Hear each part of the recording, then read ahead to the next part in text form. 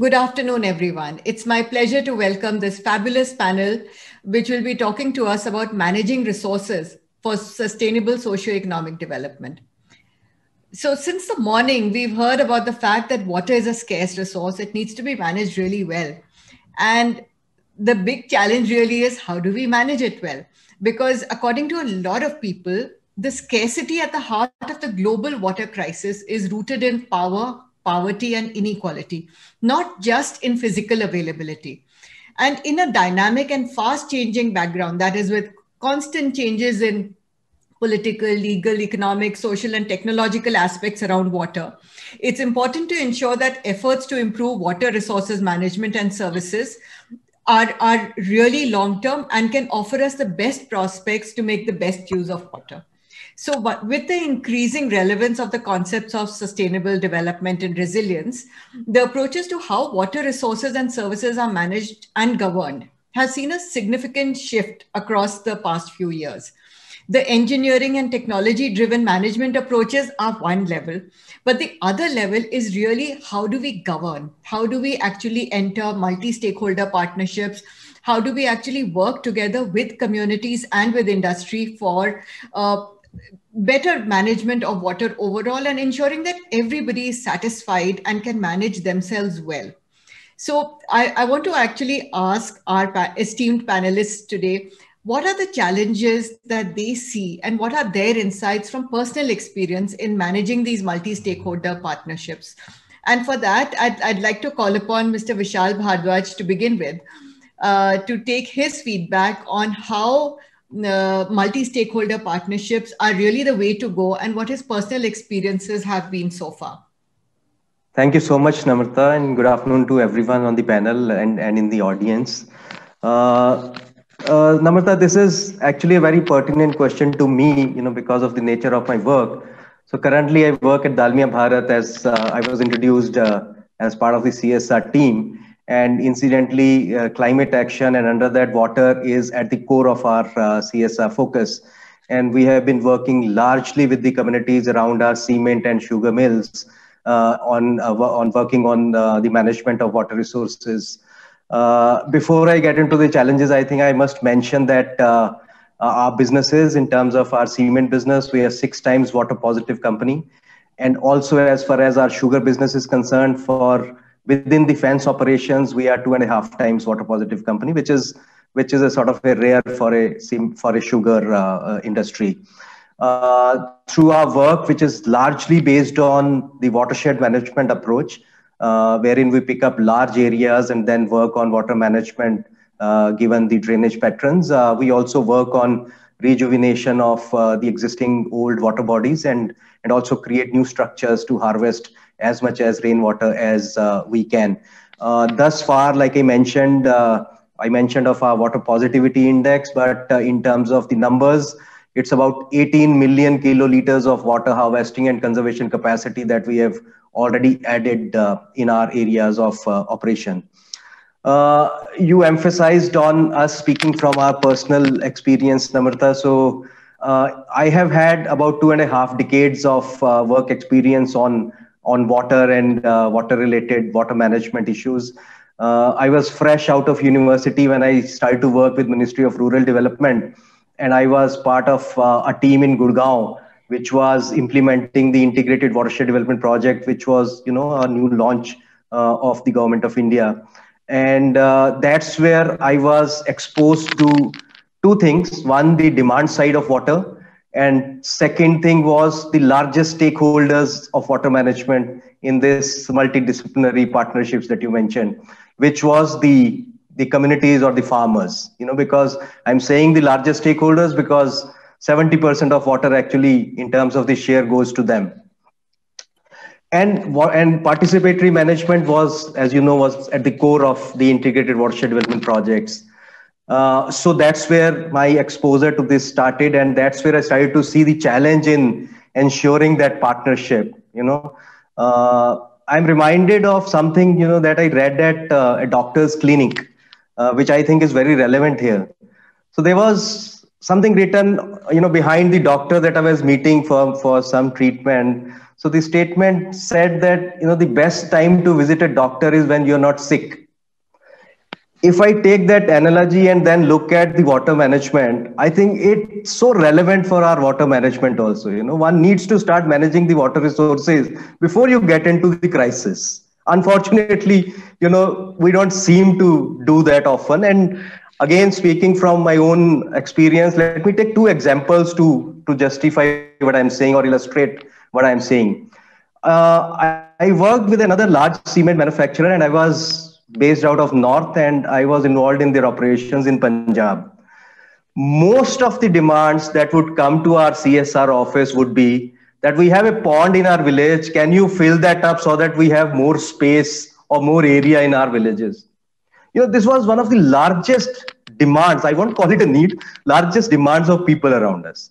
Then we moved to other parts, let's say Rajasthan and Gujarat. These people knew how to conserve the drop of rainwater that landed on their roofs. And then they knew how to put in the fresh water back into the ground so that they're able to address the issue of salinity, right? Let me take another illustration. I just spoke of our sugar business. So we have our sugar mills in UP and Maharashtra. So we largely, we widely work with the farming community and promote drip irrigation so that there's lesser consumption of water for sugarcane cultivation.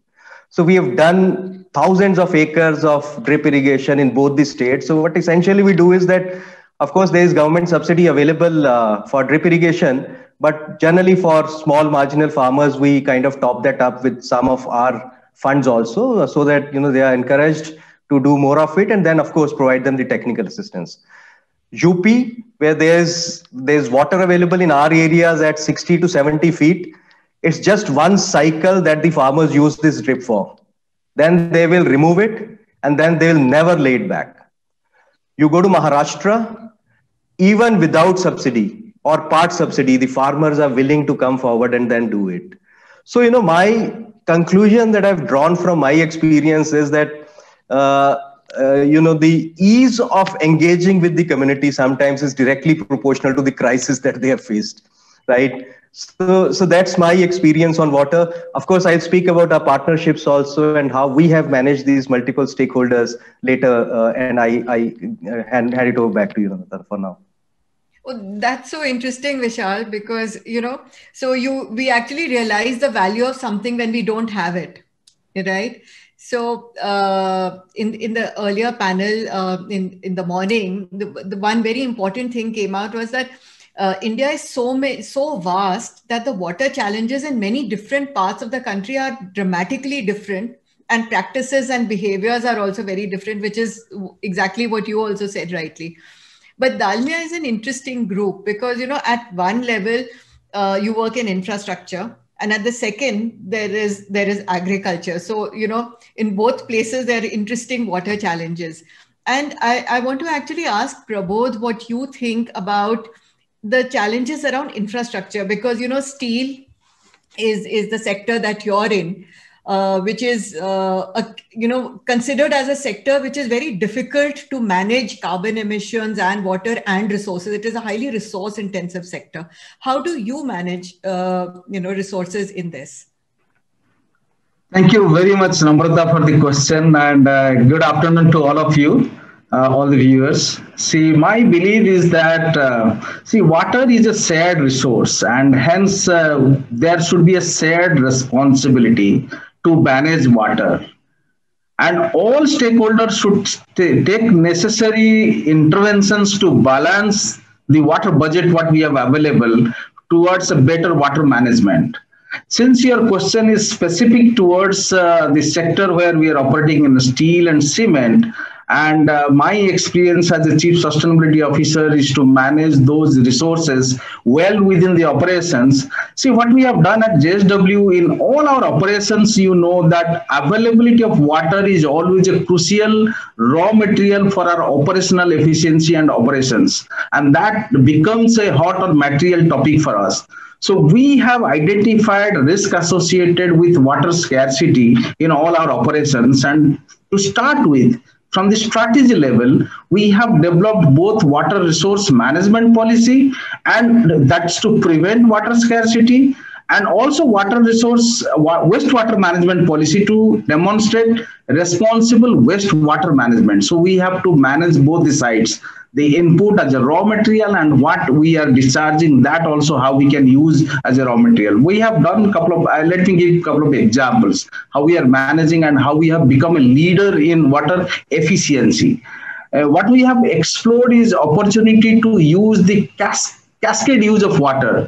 That means in steel operation, it is all about how you balance your salt loads. So if I am getting a less salt wastewater from one operation, can I use that wastewater as a raw material, that is incoming water, as a resource in other operations? So cascade use is very much being practiced across our operations. That is giving us a lot of water efficiency improvement.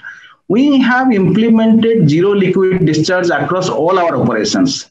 So that forces our operations to find ways to use all the wastewater within the loop. And that has resulted in a significant water, reducing our water footprint, where our specific water consumption is currently around 2.73 metric cube per ton of crude steel, which is a world standard, because WSA tells 3.3 metric cube is the global benchmark. And we have already given a commitment to further reduce our consumption to 2.4 metric cube per ton of crude steel we will produce by 2030, in a decade. So it's like, you're setting the standard on water, but that's really at an internal level in terms of the production and how you're manufacturing it. And that is something that you have control over. So say, look at the case of PepsiCo. PepsiCo has manufacturing, food manufacturing, but at the other level, they also need to manage the farmers and the resources that they take from the agricultural supply chain. So, Juhi, how does that get managed in your case? Because there is a very large community that you're serving as well. Thanks, Namrata. At the outset, I would want to thank the Economic Times for putting together this webinar at a very, for a very, very relevant topic of water, which we're discussing today, and inviting me to be one of the panelists and sharing my thoughts. To go back to your question, first I would want to highlight the challenges that the water sector itself faces. I would want to just put on the table some of the alarming facts which are there right now. And I think the previous speakers in the morning also did touch upon India being, country which has 17% of the world's population and only 4% of water resources. You add to the fact that many cities like Chennai, Delhi are, talking about exhausting their groundwater resources. In fact, the prediction was 2020, but it's sooner than later. Couple this with other facts, from UN reports, which say that 2.2 billion people still do not have access to safe drinking water. You double that figure, and 4.2 billion people still do not have, sanitation solutions. We are talking about 2030, covering the entire population with the SDG goals, and that to me is really a daunting task. So what we need to do is address water at multiple levels. So first, I would probably, touch upon the challenges and then come back to how we do it at PepsiCo. So I would say that the three enablers that we need to look at in terms of addressing these challenges are partnerships, collaborations. There's a lot of good work that is happening on ground, but is it enough? So, there is a lot of individual excellences, islands of excellences that are created, but we all need to come together. So first enabler to my mind is collaboration. Second is the government convergence. So there is a lot of synergy between what we are trying to do on ground and what the government aims to do, whether it is a Jal Jeevan Mission, the Har Ghar Nal Se Jal Yojana. So we need to really tap into synergetic opportunities with the government to provide scale to whatever we are doing.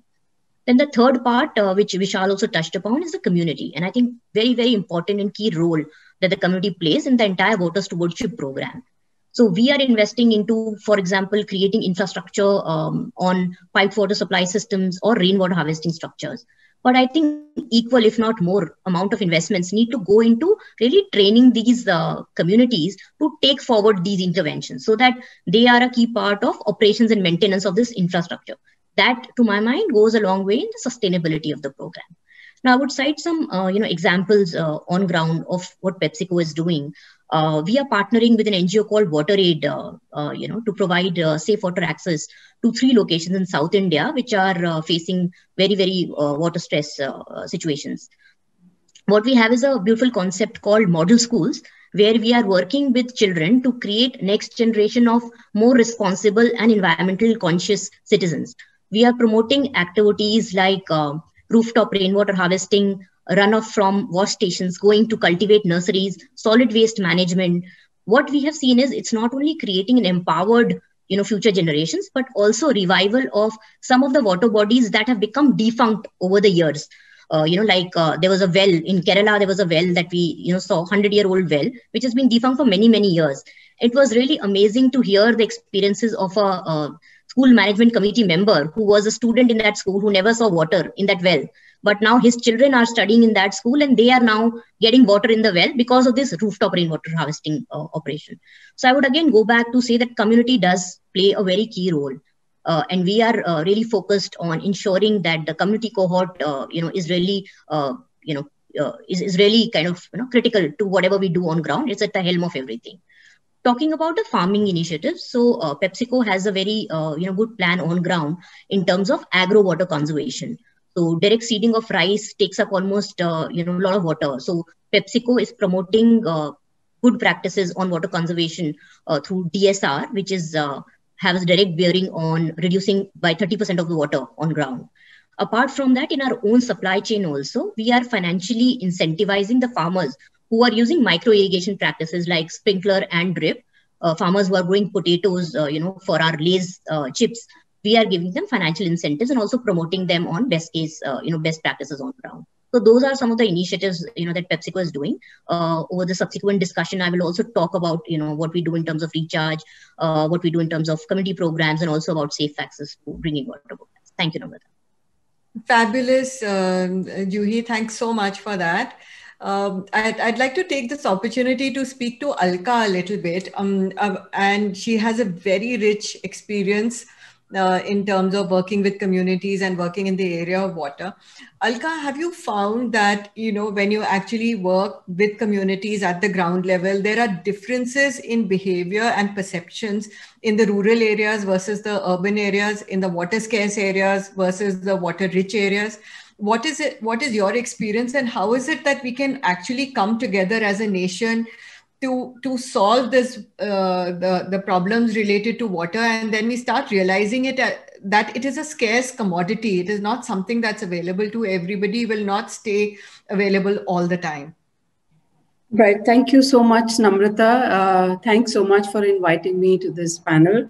I'm part of Tata Chemicals, and I have been working in this field for more than 3 decades now.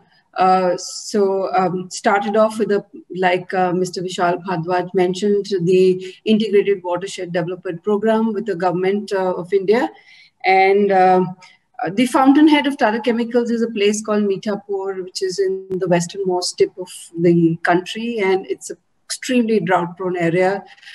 The water has been a challenge throughout the time that Tata Chemicals has been there, and we took it upon ourselves that internally we will work on completely eliminating fresh water, especially groundwater, from our operations, and move towards looking at how we can use seawater and find ways of converting that as a business opportunity. So that actually came about as Tata Salt, because we desalinated and made a product, Tata Salt, which is #1 brand across the country, is used by everybody.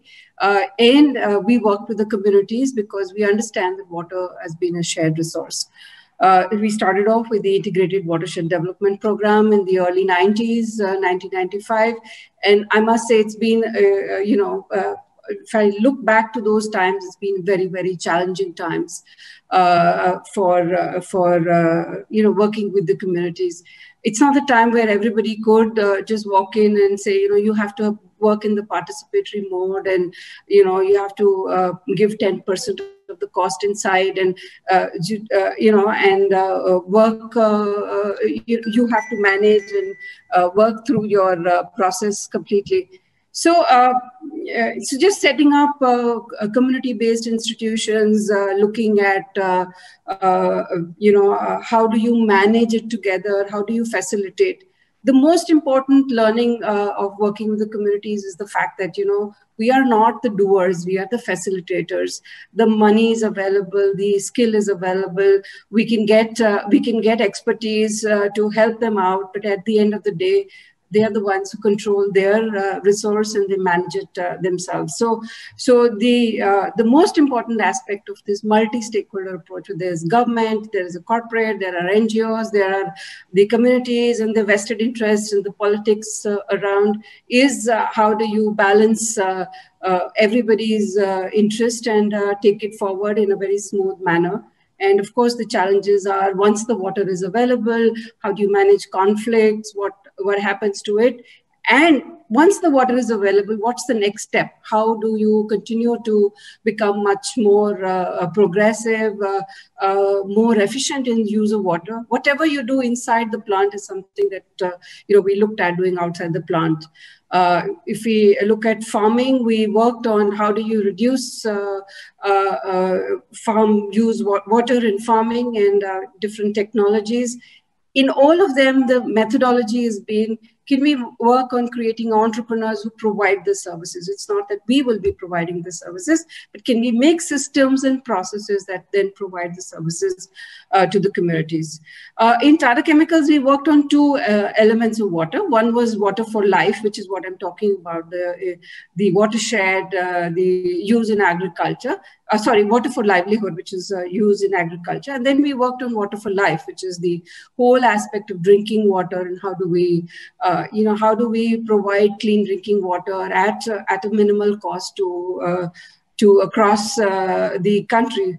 We started off by creating a product, and now we've converted that product into a social business by taking it out into the communities, working with different NGOs and trusts, and seeing that how we can provide clean drinking water at the village, again managed by the village communities themselves.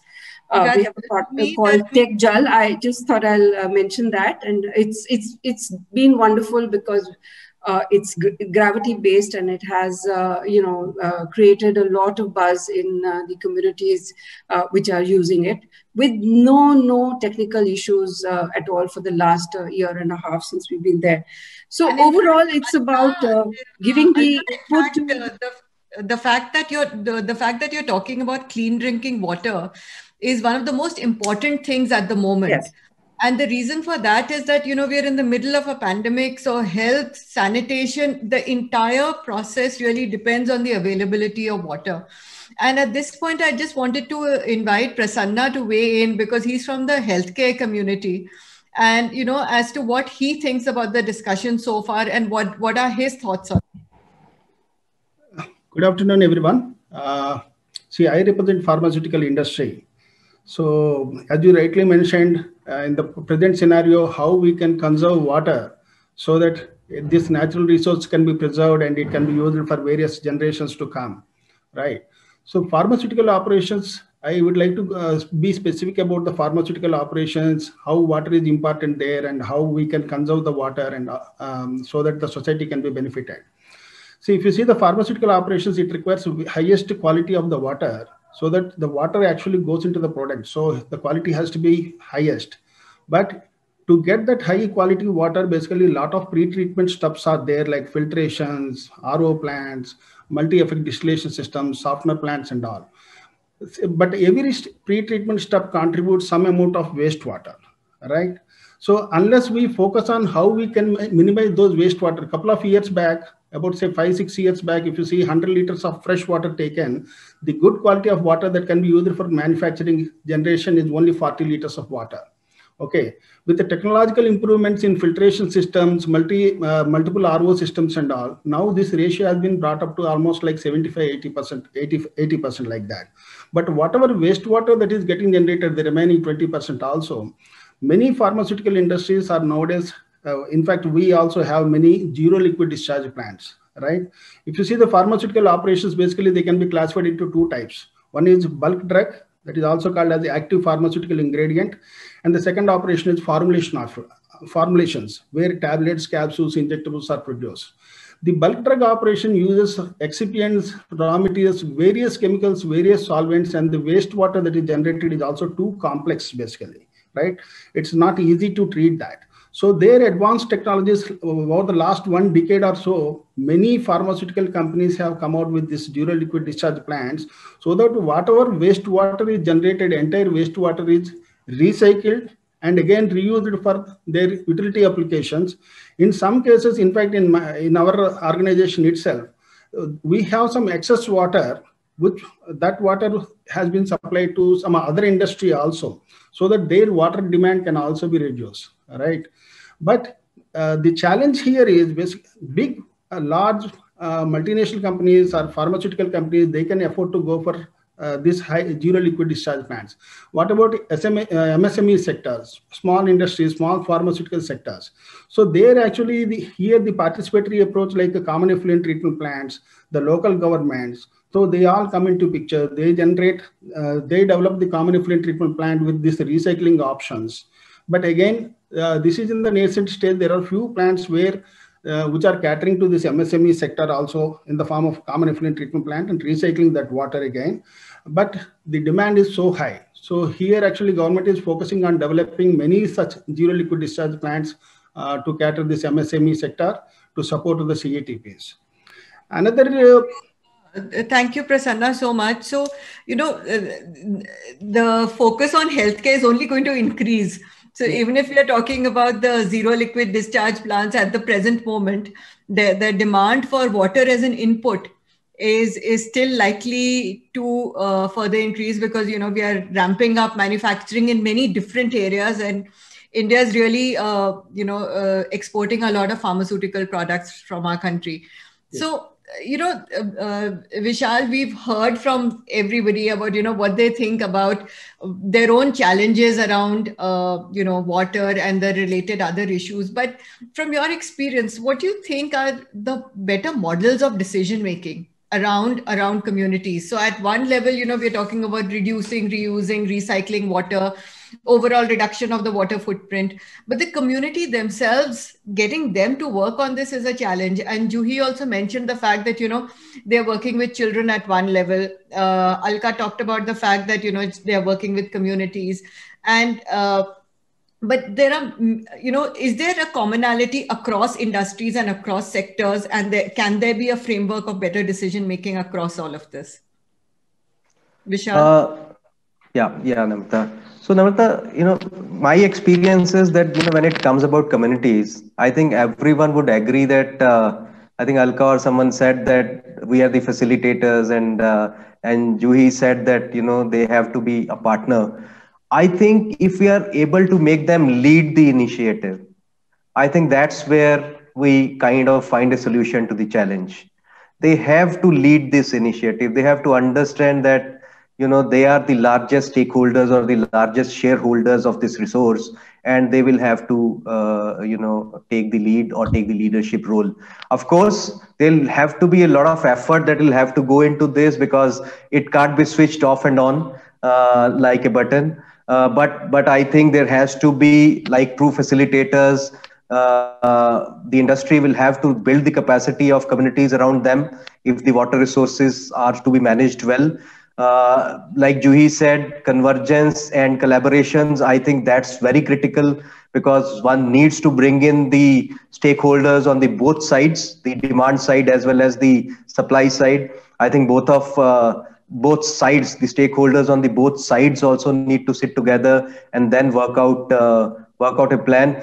I think the amplification can be achieved only through that. The collaborations and convergence, I think, at the crux of it. Let me quickly take an example of what we have done in UP, in one of the blocks in district Sitapur. Of course, we have a large number of partners that we work with, NABARD, the state governments, district administrations, and all of that. But this particular district in UP, what we have done is that we have got into a partnership with Water Resources Group 2030, which is, as you know, being hosted by the World Bank Group. And we are looking at the entire block now with different stakeholders who have come on board, the district administration. GIZ has come on board as a technical partner. WRG is assisting us, technically. Then there are resources that we are leveraging from MNREGA and from other different government schemes, besides putting in our own money into it. But there again, Namrata, what we have done is that when we sit down and when we lay down the plan, we have to have the people understand this, draw that plan, and then be at the driver's seat to drive it. Otherwise you cannot lay down an adequate exit protocol. I think that's the model that everyone needs to emulate, to my mind, Namrata. Thank you so much. Prabodh, taking on from what Vishal said, he talked about the fact that we need to get people together. We need to actually get them to agree on the plan. But there's so many complex things that are associated with water and all this. So at one level is, the corporate policies, your overall strategy, the government policies, coordination, then your entire next 5 to 10 year plan on what you're attempting to do. And of course, the financing part of the whole thing. So in your experience, what is the one or two most important things that you look at when trying to manage water resources for yourselves and for the communities around your plant? Thank you, Namrata, for that question. In fact, when you make a steel industry, you change the total, the whole area get affected, and there is a change in the socio-economic conditions. So as I told, water being an important resource, we look at water security and risk across the area in the watershed itself. We don't look at how much water is required for the operation itself. We first look at what are the competing use of water. And the unfortunate part is that water is never priced at cost in our country or anywhere. So everybody thinks water is available free of, almost negligible cost. And that mindset need to be changed. And that is where we work with people around to see that whether first their needs are supported with. If the need of the farmer, need of the original people there is not supported and the watershed is not capable to support, obviously our business is going to get impacted at the end. So that is why we always work with the people around, with the governments, with the authorities, and see how we can make that watershed sufficient enough to take the demand of the people, society, and industry as a whole. And to me, if you ask me what is the biggest challenge, I would say water as a resource need to be priced at its true cost. Juhi, would you agree with that? Yes, Namrata, I agree. And in fact, in our projects, what we've ensured is while we are providing piped water supply systems, the households are actually paying for the water. So there is a water meter which is installed there, and they are happy to pay towards whatever they are using. The capital which is generated through this is going back to the O&M, operations and maintenance of the created infrastructure. So like Vishal said, I think this is a key driver for the industry or the communities to actually come at the fore and create sustainable ecosystem. Certainly. So, collectively, we are just sort of, somewhere reaching the point that we're saying that, a scarce resource needs to be treated as such. If it is actually, if we look at it from a completely different point of view, saying that, it's, Samuel Coleridge long time back said, water, water everywhere, not a drop to drink. Right. So that's perhaps the kind of, philosophy that we need to actually go with, that it's everywhere all around us. But, we need to be very careful about the water resources. Prasanna, what do you think about this, specifically in terms of the healthcare ecosystem? Madam, to maintain that resource, basically bringing that awareness into the villagers, the water source is very, very important. So that requires not 1 or 2 persuasion meetings, basically. So we have to involve the local government authorities, the local NGO organizations, and the village people. And then we have to bring that awareness to them so that whatever water is available, basically it is precious, and they should not abuse the water also. Many watershed programs also, if you see, they develop watershed over a period of 5 years, 10 years, like that. But once water is available, abuse of water, okay, then if they go for water intense crops and all those things, whatever watershed they have developed, very quickly it will get vanished, right? So that's why this water balancing, the villagers have to be educated on water balancing, optimum utilization of water. So these things, that kind of awareness we need to bring in. I'm so glad that, we've had the opportunity to meet, even though virtually, and I hope that we can meet together in person very soon. I need to wrap up the session, and it's been a pleasure having you on board. Thank you, everybody, and have a wonderful evening. Thanks. Thank you so much.